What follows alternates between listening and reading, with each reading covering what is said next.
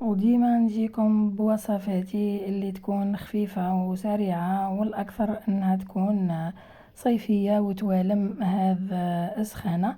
اليوم جيت راح ندير شاباتي تونسي بصح يكون على طريقتي. نروح نشوفوا لي زانغريديون. هنا عندي فيوند اشي وعندي بولي اشي، كما تقدروا ديروا غير بولي اشي، وعندكم اي نوع كان تاع الاجبان، شوية تاع البيض وشوية تاع لي زيبيس. طبعا نروحوا مع بعضنا نشوفوا كيفاه راح ندير اللحم. هنا راح نحط مقلة طبعا يكون فيها شوية تاع الزيت، وراح نقلي هذا اللحم مليح، وراح نبقى نقلب فيه هكذا باه ما يتكتلش يعني معايا.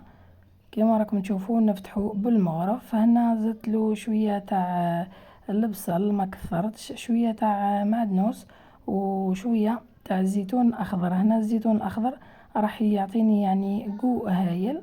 وانا عندي شوية تاع الملح، شوية تاع راس الحانوت، وشوية تاع فلفل اسود، ودرت معاهم يعني شوية برك تاع الزنجبيل.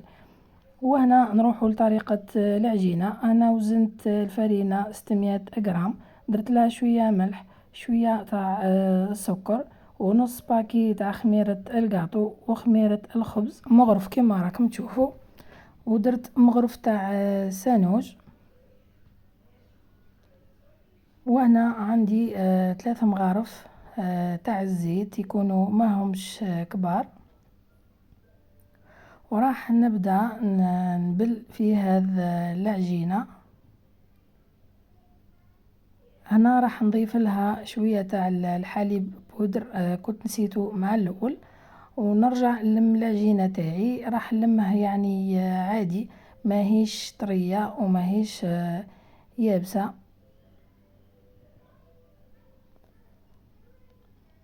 هنا راح نعطيها برك عجنة خفيفة هكذا باه العجينة تولي رطبة، وراح نغطيها ونخليها تطلع على جهة. هنا من جهة أخرى جبت شوية تاع فلفل حار وشوية تاع الحلو وشوية تاع البصل، كنت قليتهم مليح كما راكم تشوفوا لهنا.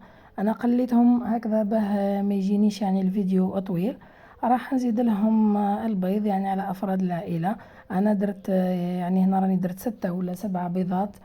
وراح نروح ندير شوية زبدة في مقلة كيما هاك. هو فيه شوية يعني فيه لي زيتاب هذا الشاباتي كيما قلت لكم. ونروح نجيب البيض هذاك ونطيبهم على شكل دي زومليت كيما راكم تشوفوا. يعني ندير شحال من وحدة، انا درت 6 نورمالمون. نرجعوا للعجينة تاعي. هنا راهي طلعت خمرت يعني مليح. راح نديكازيها ونقرصها. جاوني 7 قريصات، يعني راح نقطعهم كيما نقولوا متوازنين، ولا راح نوزنهم.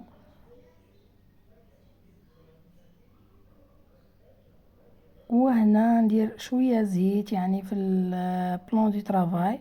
وراح شوفوا هنا نبابل يعني تاع العجينة، وراح نقرصهم يعني نخبزهم ونحطهم في بلاطو ولا في اي حاجة باه يزيدوا يخماروا مليح. هنا كيما تشوفوا بعد لا ضربتهم عاودت غطيتهم باه يطلعوا. نعاود نزيد له اي نوع واش راح تاع الاجبان. انا راح ندير كل الاجبان اللي كانت عندي هكذا باه يجي يعني هكذا باه ما يجينيش اللحم يعني ناشف. وراح نعاود نرجعهم يعني شويه فوق النار حتى يذوب معايا الفرomage. هنا راح نزيد نص كاس تاع الكريم فريش لانه حسيتها شوي جاتني شايحه. ونعاودو نرجعو للشاباتي تاعنا. هنا راح ندير في طاجين يعني ولا مقلة اللي تكون ما تلصقش. راح ندير شوية تاع الزيت وراح نحط شاباتي يطيب. هنا راح نستعين بشاليمو ولا كيما حبيتو يعني تقلبوها على الحواشي هكذا باه تكون حمراء من كل الجهات. كيما راكم تشوفوا هنا العجينة راهي يعني طلعت مليح. وراح نروح بعد ما نطيب يعني الشاباتي كامل راح نروحوا لطريقة التحضير. هامليك كيفاه يعني جاوني طريين الله يبارك.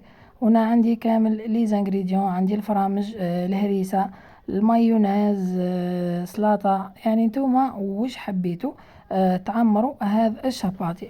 هنا راح نفتح الحبة كما راكم تشوفوا هكذا على زوج، درت لها شوية تاع المايونيز وشوية فرماج وشوية هريسة يعني اللي يحب الحار، وراح نضيف عليها الأومليت اللي وريتها لكم قبيل، وراح نزيد عليها يعني مغرف كبيرة تاع الفيونداشي، راح نزيد شوية تاع سلطة وفرماج يعني كما قلت لكم اللي كان عندكم مرابي ولا اللي تحبوه، وتقدروا ديروا هنا طوماط، ولا انا هنا عندي طوماط سوريز كنت درتها كما تقدروا تستغناو عليها.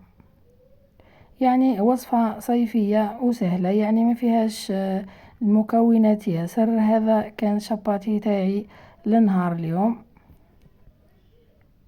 وصفة خفيفة وبنينة هكا، نبدلو شوي من يعني الماكلة العادية، وراح نضيف لها شوية ديسير كما تعرفوا مع السخانة. ان شاء الله تكون عجبتكم وصفتي لنهار اليوم، والى اللقاء.